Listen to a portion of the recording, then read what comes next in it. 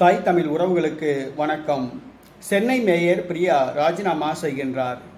Chennai mayor Priya ராஜினாமா செய்கிறார். 2022ஆம் ஆண்டு பிப்ரவரி மாதம் நடைபெற்ற மாநகராட்சி தேர்தலில் சென்னை மாநகராட்சி மேயராக தேர்வு செய்து பொறுப்பேற்றவர் பிரியா.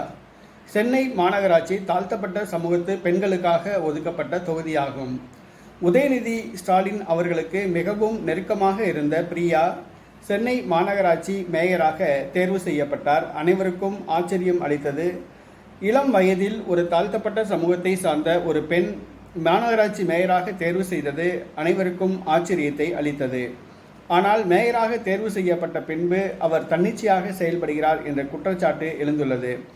மாநகராட்சி கவுன்சிலர்கள் அவருக்கு ஒத்துழைப்பு தர மறுக்கின்றனர். மாநகராட்சி கவுன்சிலர்களின் கோரிக்கையை பிரியா ஏற்க மறுக்கிறார். சென்னை மாநகராட்சி திமுக கவுன்சிலர்கள் இதனால் அதிருப்தி அடைந்துள்ளனர். மேயரை மாற்ற சொல்லி கோரிக்கை வைத்துள்ளனர். திமுக தலைமைக்கு தகவல் அனுப்பியுள்ளனர்.